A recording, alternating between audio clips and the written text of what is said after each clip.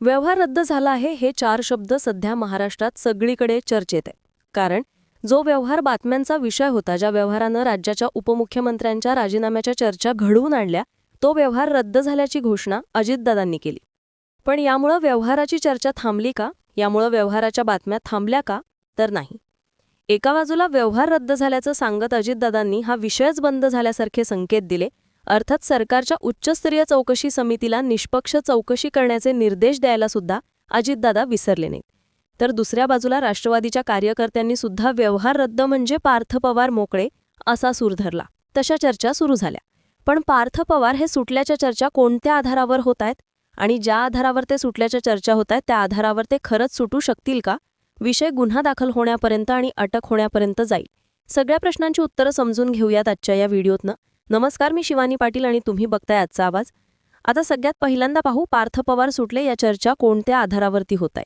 तर सगळ्यात पहिला मुद्दा आहे दस्त करताना पार्थ पवार उपस्थित नव्हते आणि दुसरा मुद्दा आहे दस्तावर त्यांची सही नव्हती. खरं तर कोरेगाव पार्कच्या जागेचा जो व्यवहार झालाय त्या व्यवहाराच्या दस्तावर पार्थ पवारांची सही नाहीये, तर अमेडिया LLP या कंपनीमधले पार्थ पवारांचे पार्टनर दिग्विजय पाटील यांची सही आहे आणि दस्त करताना सुद्धा पार्थ पवार तिथे उपस्थित नव्हते असा दावा केला जातोय. तिसरा मुद्दा आहे अजित पवारांच्या स्टेटमेंटचा. पार्थ पवार यांनी तो करार रद्द करण्याचा निर्णय घेतला आहे. या स्टेटमेंटचा खरं तर व्यवहार रद्द झाला म्हणजे सगळ्याच विषय संपला, हा पार्थ पवार सुटले या चर्चांचा सगळ्यात मोठा आधार. पण मुळात वस्तुस्थिती काय आहे, या आधारांवरती पार्थ पवारांचा संबंध नाही, ते सुटतायत असं म्हणता येतं का? तर पहिले 2 विषय अर्थात पार्थ पवार व्यवहार करताना उपस्थित नव्हते, त्यांची दस्तावर सही नव्हती, म्हणजे ते सुटले का?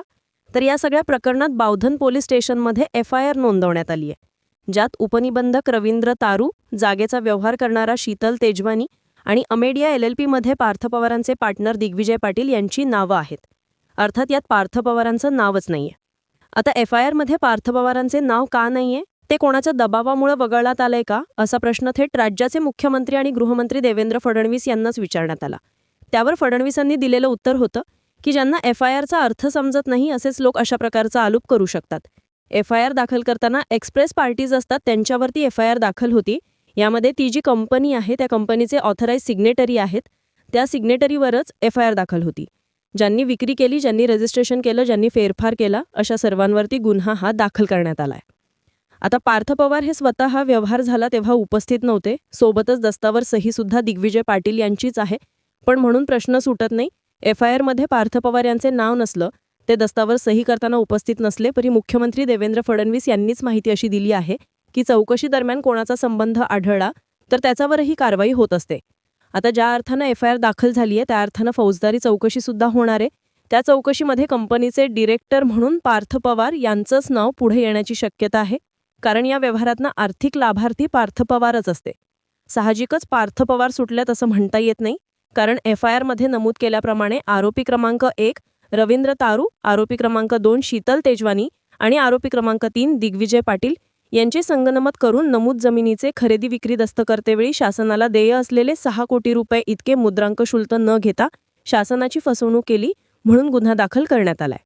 त्यामुळे त्यांनी हे संगनमत कोणाच्या सांगण्यावरनं केलं, यातनं आर्थिक लाभ कोणाला होणार होता याची सुद्धा चौकशी होणार असल्यानं आणि आर्थिक लाभ थेटपणे पार्थ पवार हे 99% पार्टनर असलेल्या अमेडिया LLPला होणार असल्यानं पार्थ पवार हे सुटलेत असं म्हणता येणार नाही. कारण फौजदारी चौकशीसोबत उच्चस्तरीय विभागीय चौकशी सुद्धा ही सुरूच आहे. पण यातला दुसरा विषय आहे तो सहीचा. पार्थ पवार यांची सही दस्तावर नसल्याचा. दस्तावर सही आहे ती दिग्विजय पाटील यांची आणि FIR मध्ये नाव आहे ते दिग्विजय पाटील यांचाच. पण याच दिग्विजय पाटील यांना पार्थ पवार यांनी सायनिंग अथॉरिटी दिलेली आहे आणि जरी जमिनीच्या व्यवहाराच्या दस्तावर पार्थ पवारांची सही नसली तरी अमेडिया LLP कोलेगाव पार्कमधल्या जागेवर IT पार्क उभारण्यासंदर्भात राज्य सरकारच्या डिस्ट्रिक्ट इंडस्ट्रीजला जे पत्र दिलं होतं त्यामध्ये दिग्विजय पाटील यांना सायनिंग अथॉरिटी दिल्याचं नमूद केलं होतं आणि या दस्तावर सही आहे पार्थ पवार यांचीच. त्यातच हा IT पार्क उभारण्याचा ठराव पास झाल्यानंतर पुढच्या 40 दिवसात हा जमिनीचा व्यवहार झाल्याचं दिसतं. डिस्ट्रिक्ट इंडस्ट्रीजला दिलेला ठराव आहे तो 22 एप्रिलचा आणि जमिनीच्या खरेदीचा दस्ता आहे तो 20 मेचा. त्यामुळे सायनिंग अथॉरिटी दिग्विजय पाटील यांच्याकडे असताना त्यांनी या दस्तावर सही केल्यानं आणि कंपनीमध्ये पार्टनर असल्यानं सोबतच पार्थ पवार यांनीच दिग्विजय पाटील यांना सायनिंग अथॉरिटी दिल्यानं पार्थ पवार यांची भूमिका या व्यवहारात तितकीच महत्त्वाची ठरते. काही कायदेतज्ञांनी दिलेल्या माहितीनुसार फक्त दस्तावर सही केली नाही म्हणून पार्थ पवार सुटलेत असा याचा अर्थ होत नाही, कारण दस्त कोणाच्या पार्टीच्या नावावर झालेला आहे हे तपासलं जाईल. जरी पार्थ पवारांची सही नसली तरी याचा लाभ कोणाला होणार होता याचा सुद्धा तपास केला जाईल, ज्यात अर्थातच पार्थ पवारांचंच नाव कंपनीचे डिरेक्टर म्हणून पुढे येत आहे. त्यातही ही जी सायनिंग अथॉरिटी किंवा पॉवर ऑफ अटर्नी दिलेली असते ती सब रजिस्टर ऑफिसमध्ये दिलेली असते. याचा अर्थ असा होत नाही की दुसरा पार्टनर व्यवहारांना जबाबदार नाहीये किंवा त्याला यातनं कोणताही आर्थिक लाभ होणार नाहीये. या व्यवहाराच्या डॉक्युमेंट्सवर सही नसली तरी कंपनी पार्थ पवारांचीच असल्याचं कागदपत्रांमधनंच पुढे येते. साहजिकच फक्त दस्तावरती सही नाहीये किंवा दस्त झाला तेव्हा उपस्थित नव्हते म्हणून पार्थ पवार यातनं सुटले तसं अजिबात म्हणता येत नाही.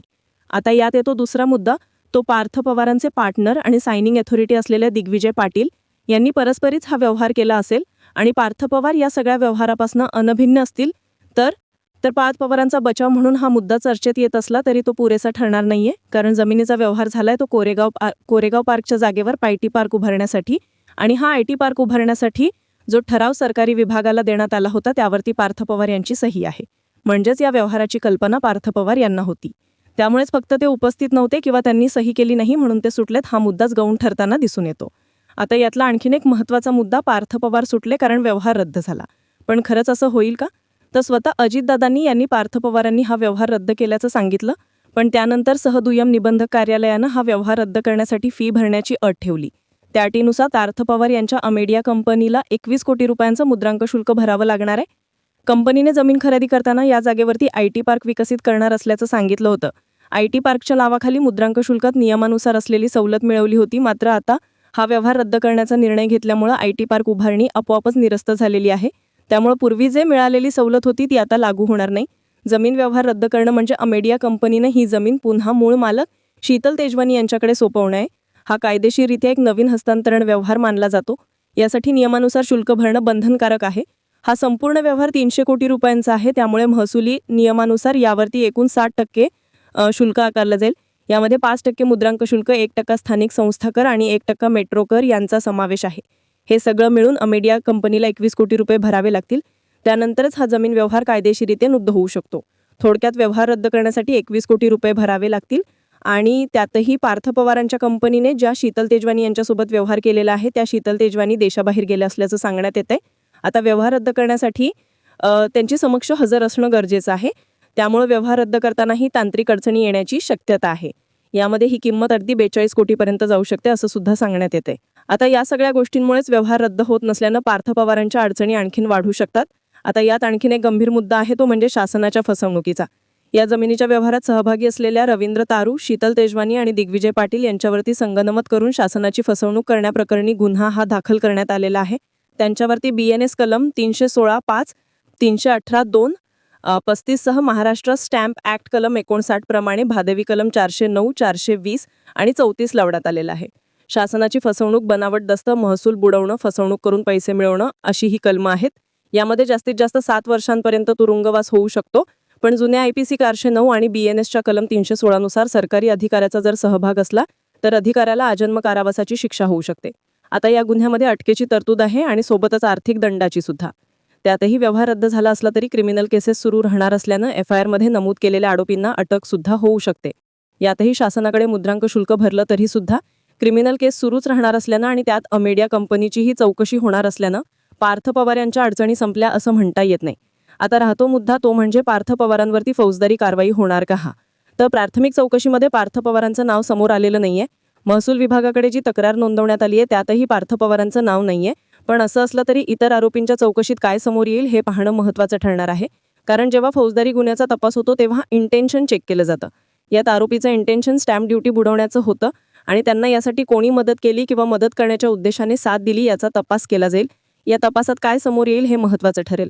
पण पार्थ पवारांना थेटपणे अटकच होईल का, तर याची शक्यता कमी असल्याचं कायदेतज्ञांचं मत आहे. त्यांचं नाव पुढे आलं तर त्यांना चौकशीला बोलावलं जाऊ शकतं आणि त्यांनी चौकशीला सहकार्य केलं तर अटक होण्याची शक्यता आणखीन कमी होते. पण थोडक्यात काय, तर व्यवहार रद्द झाला, सही केली नाही, उपस्थिती नव्हती म्हणून पार्थ पवार सुटलेत असं अजिबात नाहीये. चौकशी समितीकडे महिनाभराचा वेळ आहे आणि फौजदारी गुन्ह्याच्या चौकशीला सुरुवात सुद्धा झालेली आहे. त्यामुळे अडकण्याची टांगती तलवार ही पार्थ पवारांवर कायम आहे. तुम्हाला काय वाटतं, पार्थ पवार अडकतील की सुटतील? तुमची मतं आणि प्रतिक्रिया कमेंट बॉक्समध्ये लिहून नक्की कळवा आणि आजचा आवाज YouTube चॅनलला सबस्क्राईब करा.